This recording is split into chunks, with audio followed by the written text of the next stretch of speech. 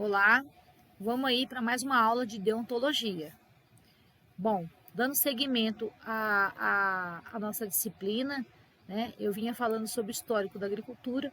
Hoje eu vou falar sobre o histórico da agricultura no Brasil. Vou dar um panorama da agricultura brasileira, falando aí sobre o surgimento e a expansão do agronegócio, a trajetória da agricultura brasileira, a expansão do agronegócio brasileiro, inclusive na região de Cerrado. Nós sabemos, né, que antes mesmo de haver a monocultura no Brasil, já havia sido instalada a primeira atividade econômica, que foi a extração do pau-brasil. Então, a extinção do pau-brasil coincidiu com o início da plantação, né, com o início da lavoura canavieira, e durante muito tempo passou a ser base e sustentação para a economia do país. E isso obrigou a portugueses, né, introduzirem nessa época, né, a mão de obra escrava para poder realizar as tarefas de cultivo da monocultura da cana.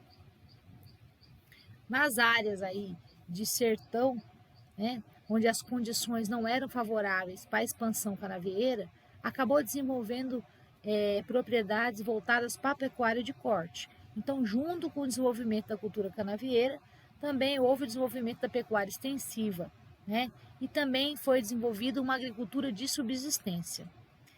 Essa situação, né, essas características de agricultura se perduraram aí até o século XVIII, quando a mineração passou a ser a principal atividade desenvolvida no Brasil. Durante o século XVII até metade do século XIX, a cana-de-açúcar e o café eram os principais produtos brasileiros destinados aí ao mercado externo, à exportação. No século XIX, teve início, né, a fase de grande expansão da ocupação do território brasileiro, sobretudo lá na região sudeste. Então, já no século XX, houve sucessivas crises, né, de abastecimento em função aí do predomínio do café e da cana-de-açúcar, voltado só para o mercado externo, e aí contribuiu para o aparecimento de pequenas e médias propriedades dedicadas aí ao cultivo de produtos alimentícios, produtos básicos, que existe até hoje. E o crescente processo de urbanização no Brasil, né, junto com o desenvolvimento das indústrias, né, industrial, porque nós estávamos nessa época, a partir da década de 40, acabou contribuindo para o surgimento de áreas agrícolas destinadas à produção de matéria-prima para essas indústrias, né? E também a produção de hortifruti granjeiros e de uma pecuária leiteira. Há uma forte tendência, né, de redução da importância do setor agrícola quando na economia de um país se desenvolve economicamente, aumentando apenas a participação no setor secundário, que é industrial, e terciário de serviço, na geração de riqueza do país. A partir da década de 30, com mais intensidade aí na década de 60 e até 80, o produtor passou gradativamente a ser um especialista em produzir matéria-prima para atender esse mercado das indústrias, que queria atender o mercado de exportação. Então, eles passaram a ficar especialistas exclusivamente com operações de cultivo e de criação de animal. E aquela agricultura de subsistência e extrativismo foram perdendo força. As funções, né, de armazenar, processar e distribuir produtos agropecuários, bem como de suprir insumos e fatores de produção, acabaram ficando transferidas para outras organizações, né, produtivas e de serviços aí internacionais para fora da fazenda. Então, cooperativas, trendies de commodity, né, acabaram impulsionando ainda mais a indústria de base agrícola. Então, foram criados armazéns, silos, fábricas de fertilizantes, agroquímicos, maquinários, combustíveis. Então, nessa época, né, o agricultor especialista passou a produzir produtos específicos para ficarem armazenados em silos, em armazéns, e fornecer matéria-prima para a indústria, né? Indústria de base agrícola, ou seja, agroindústrias. Então, nessa época, até essa época, a população era predominantemente rural, havia uma grande carência de infraestrutura, estradas precárias, os armazéns eram insuficientes, havia pouca evolução tecnológica, técnicas de conservação aí de solo ou as técnicas de conservação dos próprios produtos, né, de matéria-prima, eram precárias e os serviços eram sempre executados manualmente ou por tração animal. Com o surgimento do agronegócio, devido ao avanço tecnológico, principalmente aí nesses últimos 50 anos, a agricultura de maneira geral começou a mudar. A população começa a migrar para as cidades e passou a ser predominante nas cidades. Então, o que era 80% predominante na zona rural passou a ser 80% predominante nas grandes cidades. E ocorreram aí, nessa época, né, grandes avanços tecnológicos, um crescimento da monocultura, porque os produtores estavam se tornando especialistas, um alto índice de produtividade, né, das culturas agrícolas e da criação pecuária. Cresceu a mecanização agrícola, devido ao quê? Passava-se a ter cada vez menos pessoas no campo, né, que precisava produzir cada vez mais para pessoas na cidade, porque 80% da população estava lá. As propriedades rurais começaram a perder a sua autossuficiência e especializaram-se em uma determinada atividade, né? E esses excedentes que eram gerados nessas atividades especializadas, né? Esses excedentes de consumo era para abastecer mercados cada vez mais distantes, mercados inclusive externos e internacionais. E ao mesmo tempo, né, as propriedades começaram a receber informações externas e elas precisavam de estradas, de armazéns, de portos, aeroportos, né? Programas de computadores, bolsas de mercadoria, pesquisa, insumo, novas técnicas, tudo que vinha de fora do meio rural para poder alavancar esse novo jeito de fazer agricultura.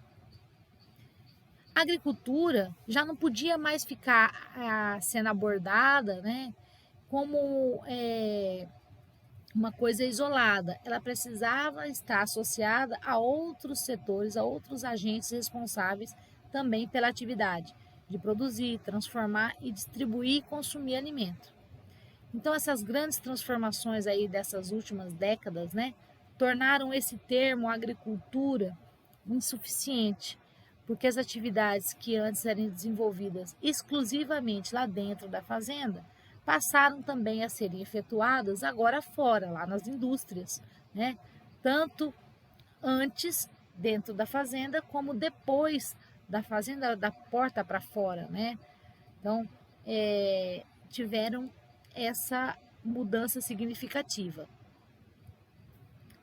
E acabou acontecendo o surgimento do agronegócio brasileiro. Então, a gente tem que ver que tem diferença entre a agricultura, que é praticada, né, pelo agricultor da porteira para dentro, e o que se trata como agronegócio.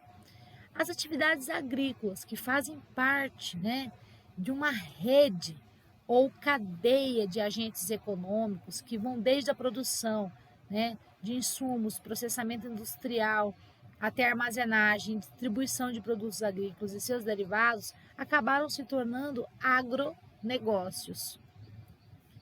O surgimento do agronegócio brasileiro se deu, então, em 1957, né, quando alguns professores em Harvard, Estados Unidos, criaram o conceito agrobusiness, né? E agrobusiness significa que é um conjunto de ações, operações, transações que envolve desde a fabricação de insumos agropecuários, das operações de produção das unidades agropecuárias, até o processamento e distribuição e consumo de produtos agropecuários in natura ou industrializados. E esse termo se espalhou por diversos países, no Brasil não foi diferente, e começou a adotar agrobusiness, né, como uma terminologia corriqueira, habitual, e isso depois foi traduzido para agronegócio. Então esse termo agronegócio começou a pegar e a partir da metade dos anos 90 já não se falava mais tanto em agricultura, né, e sim em agronegócio brasileiro, né. Como que foi se compondo, né? Qual é a composição do nosso agronegócio, né? A gente tem um mercado consumidor, né, que gera uma demanda, né? E acontece que os supermercados, né, eles fazem grande parte da distribuição e do consumo do que é produzido pelo agronegócio, né? Então a gente tem aí o papel das indústrias fazendo o processamento e a transformação, distribuem, né, para os supermercados de comércio atacadista e para exportação para chegar nos consumidores. E aí aquilo que é produzido, né, a produção agropecuária, né, ela precisa estar inserida nessa cadeia, né? Acima da produção agropecuária, nós vamos ter também, como parte do agronegócio, os fornecedores de insumos e bens de produção. Aí entram aí os maquinários, né, as sementes, os adubos, os corretivos, né, os produtos veterinários, para fomentar, né, para dar suporte técnico à produção agropecuária, né, à extração vegetal, à indústria, né, que vai fazer o processamento e transformação dos alimentos, né, dos produtos têxteis em vestuário, né, o processamento para produção de álcool, papel, e isso acaba sendo distribuído, né, pelos atacadistas, pelos comércios, né, e chega até o consumidor. Então hoje a gente tem um agronegócio que envolve diversos setores da sociedade e não mais só da porteira para dentro, da porteira para dentro. Bom, com isso o Brasil alcançou liderança internacional, porque visando atingir o consumidor do mercado externo, né, visando a exportação do excedente do que era produzido, né, nas propriedades que ficaram especializadas, né, em monocultivo e em criação extensiva de alguns animais, passou a ser liderança. Hoje o Brasil é primeiro lugar na produção e exportação de café, o Brasil é primeiro lugar na produção e exportação de açúcar, o Brasil é primeiro lugar na produção e exportação de etanol, o Brasil é primeiro lugar na produção e exportação do suco de laranja, 85% do volume mundial consumido de suco de laranja é brasileiro.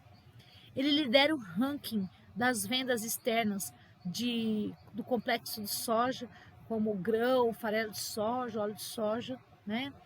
É um dos principais produtores e fornecedores mundiais de milho, arroz, feijão, algodão. No caso do algodão, supera em 60% a produção dos Estados Unidos. Então, hoje, o agronegócio alcança uma expressividade, né, muito forte internacionalmente. E quem puxa o agronegócio? Os consumidores, né? São eles que puxam, né, que tem essa demanda. Os consumidores, inclusive, que estão em outros países, né, internacionais. Então, eles precisam de alimento, cada vez mais a população do planeta é crescente, há uma demanda cada vez maior por alimento, né, tanto em quantidade como em qualidade. Então, o setor de produção, eles são obrigados a industrializar para esse produto ter mais tempo, né, de prateleira e alcançar isso os mercados cada vez mais distantes. Então, a demanda mundial por alimento é muito grande. Estima-se aí que a gente tem até 2025 uma população global aí que vai passar, que passou de 7,9 bilhões de pessoas para 8,5 bilhões de pessoas.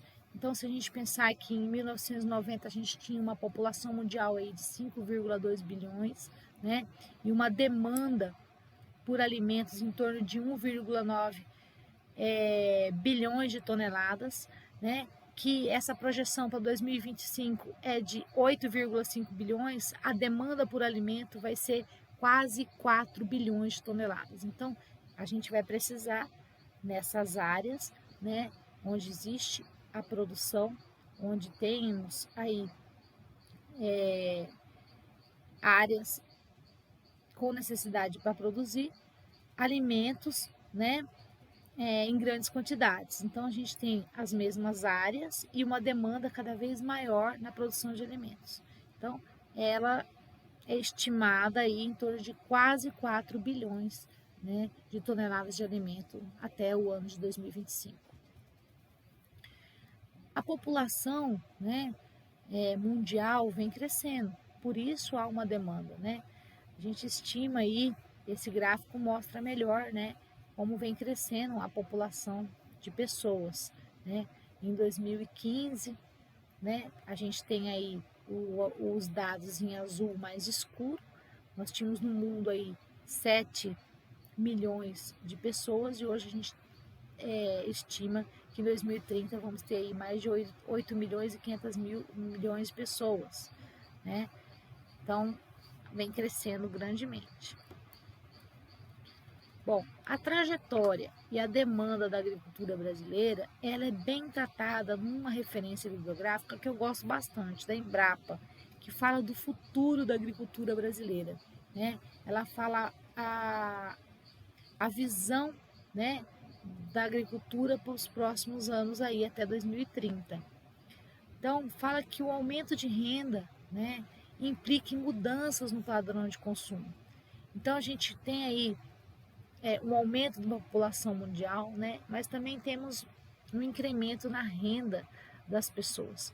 E isso resulta também na expansão e na demanda por carne, por frutas, por vegetais, né?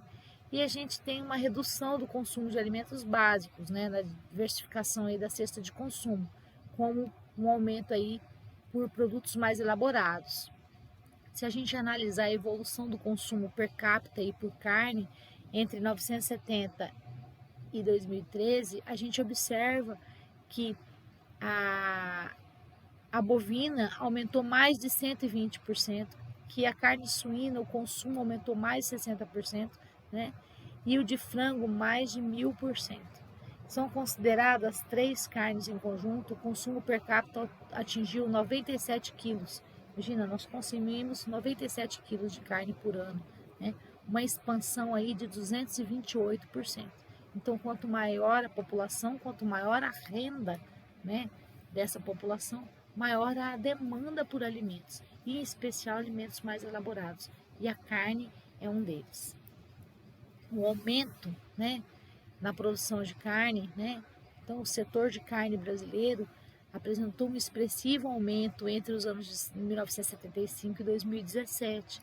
Então, a gente tem destaque na produção de frango, que cresceu 26 vezes no período, né?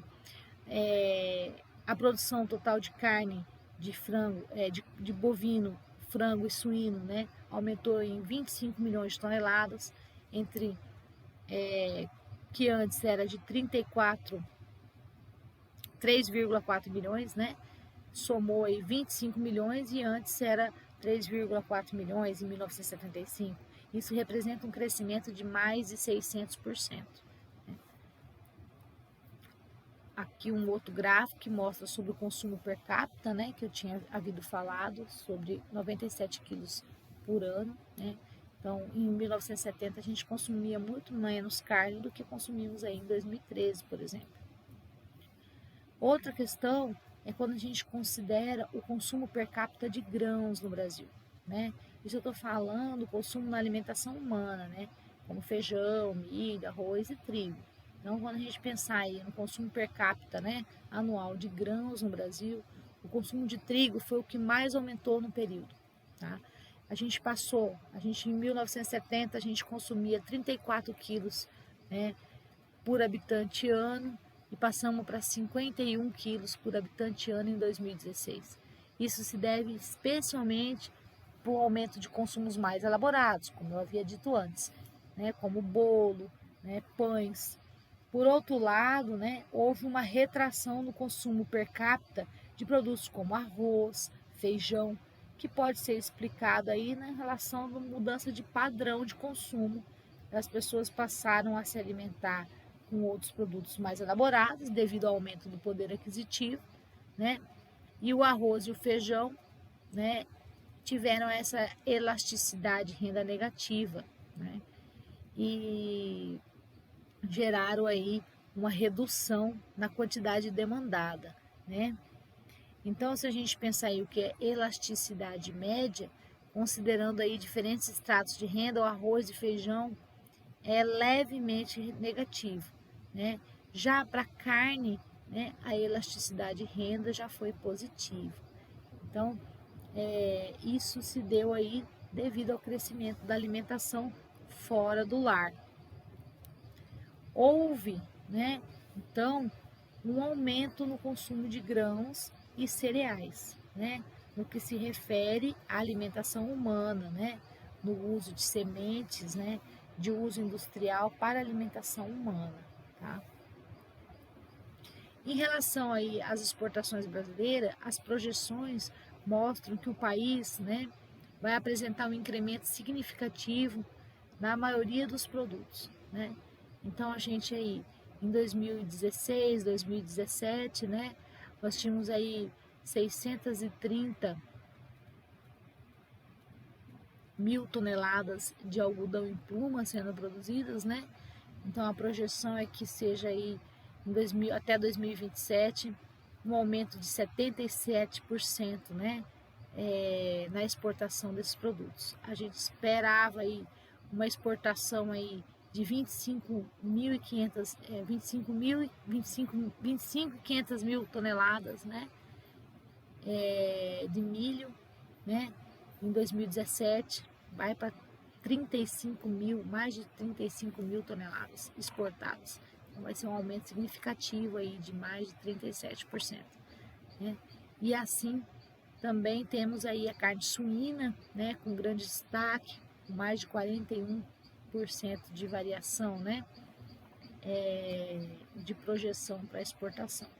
Então, a gente percebe que o Brasil vai ter, sim, um incremento, né, na maioria dos produtos, né, não só em carne, como soja para farelo de grão, farelo, grão e óleo, e também para como suco de laranja, papel, leite, celulose, né, entre outros. O contexto mundial e nacional, ora apresentado, né, sinaliza aí positivamente projeções aí de contínuo crescimento na produção agrícola. Em 2027 a gente espera que o Brasil alcance aí acima de 290 milhões de toneladas de grãos, mais de 34 milhões de toneladas de carne bovina, suína e frango, né? Então a gente consegue ver uma projeção tanto na área plantada, né? A gente vê um incremento na área plantada, vai aumentar a área plantada de soja, vai aumentar a área plantada de milho, né? A gente já vê uma redução, né, na área plantada do feijão, uma redução na área plantada do arroz, né? Diferente do trigo, que há um incremento no tamanho da área plantada.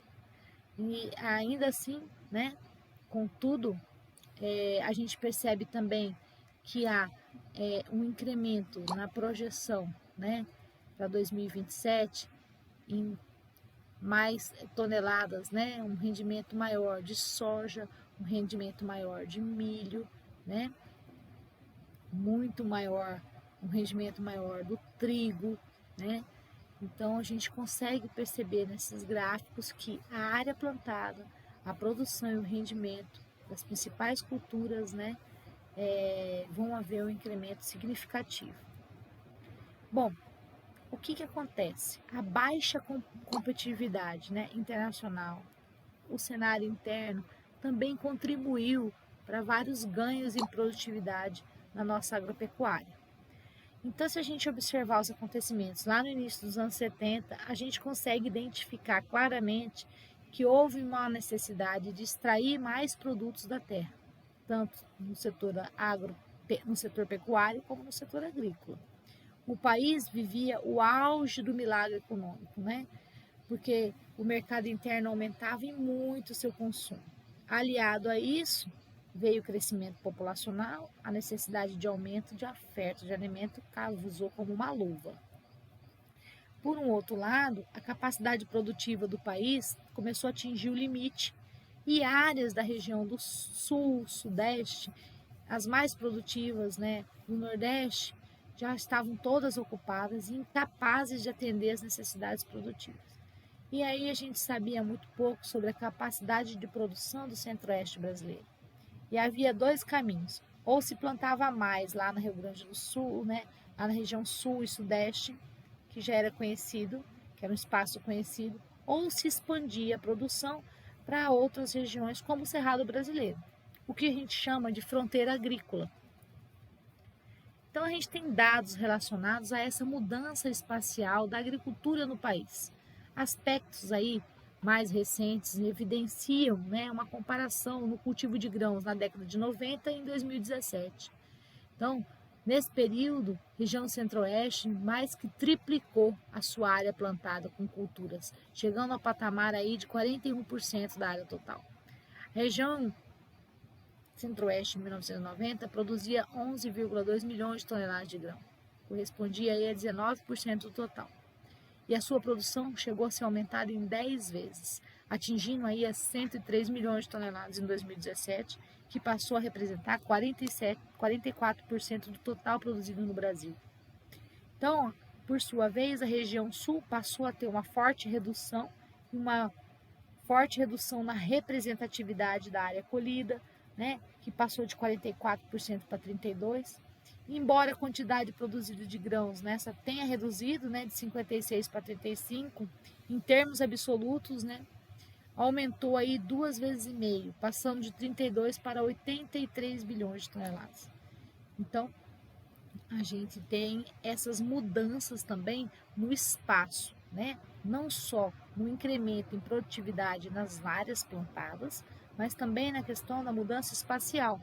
A agricultura brasileira ela começou a ter migrações, saiu das regiões sul, né, e sudeste e passaram a se migrar, expandir para a região centro-oeste, né?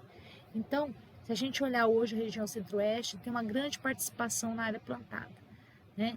Comparado com a região sul, estamos praticamente empatados, né? Hoje a região centro-oeste e a região sul são as maiores áreas plantadas do Brasil, né? A mesma coisa em relação à participação na quantidade produzida. Tanto a região centro-oeste quanto a região sul são as regiões que mais participam, né, que mais têm participação na quantidade produzida em grãos, né, no nosso nacional.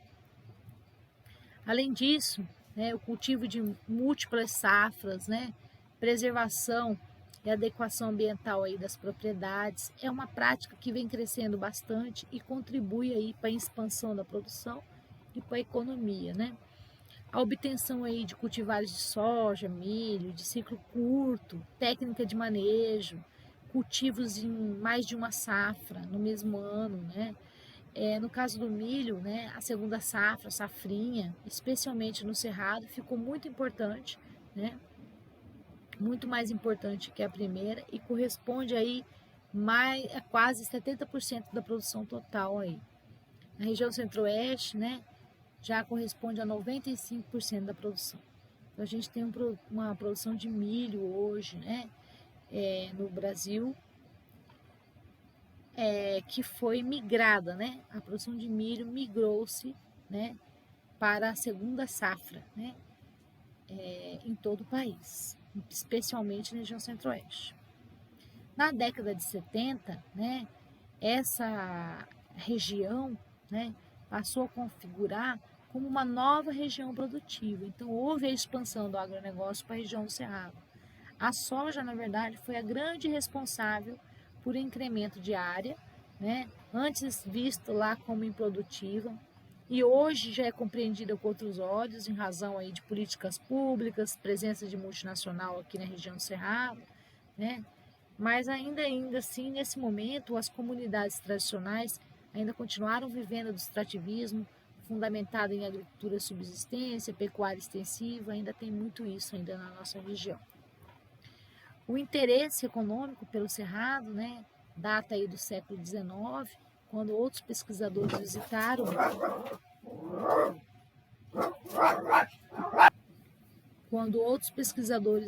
visitaram o Brasil, né, e em razão de ordem econômica, sobretudo aí na década de 70, né, foram desenvolvidos estudos para correção de solo, para atender diversas necessidades de lavoura a serem cultivadas aí.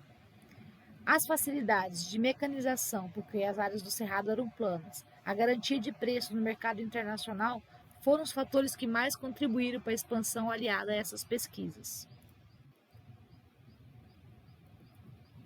E aí aconteceu a primeira expansão, né? A fronteira agrícola, nos anos 70 e 80, né? Baseada aí em estudos, né? Pesquisas, em disponibilidade de crédito rural e garantia de preço, né? Houve a primeira expansão das regiões sul e sudeste, né? Para as áreas de cerrado, com a soja, né? Em especial a soja, milho, entre outras culturas. Nos anos 90, né, nos anos 90 e 2000, houve a segunda expansão, né? A expansão baseada em ganhos de eficiência de produtividade, pois aí já se havia consolidado muitas pesquisas, né? As expansões baseadas em eficiência de escala, de produtividade, escala e grande demanda, né? E aí o cerrado, né, teve uma lenta diversificação, né, do modelo carne, soja para algodão, milho, laticínio, frango, suíno, açúcar e café. Então a gente primeiramente teve a carne e a soja, né? Mas hoje a gente já tem aí essa consolidação de culturas como algodão, milho, né? O gado de leite, a criação de frangos, suínos, né? A produção de açúcar, entre outros. A gente tem um dado muito interessante que é do censo agropecuário, né? Onde a gente consegue nessa tabela ver uma análise comparativa entre 1970 e 2006. A gente percebe, né? Então, através dos censos agropecuários realizados ao longo dessas décadas, né, que houve um aumento significativo, né, das lavouras permanentes, né? Houve um crescimento significativo das lavouras temporárias, né? Houve uma redução extremamente significativa na redução das pastagens naturais, elas foram substituídas por pastagens plantadas, né? Um aumento, né, das matas naturais, né? Uma diminuição das matas plantadas, né? Um incremento na produção de carne bovina, no número de estabelecimentos, né? No número de efetivos de animais em aves, né? Na produção por efetivo de animais do leite de vaca, né? Então a gente consegue perceber nessa tabela que houve um aumento significativo. Então a agricultura brasileira saiu lá do extrativismo, né? Saiu daquela agricultura de subsistência, onde havia uma predominância da população na zona rural, né? Passou a ocupar os grandes centros. Hoje a gente tem uma minoria na zona rural e a maioria das pessoas localizadas em grandes centros. Há os produtores cada vez mais especializados para atender essa demanda dessas indústrias de base agrícolas, agroindústrias, né? A gente ouve aí um aumento significativo em produtos mais elaborados, no consumo de carne, né? Na diminuição de alguns produtos per capita, né?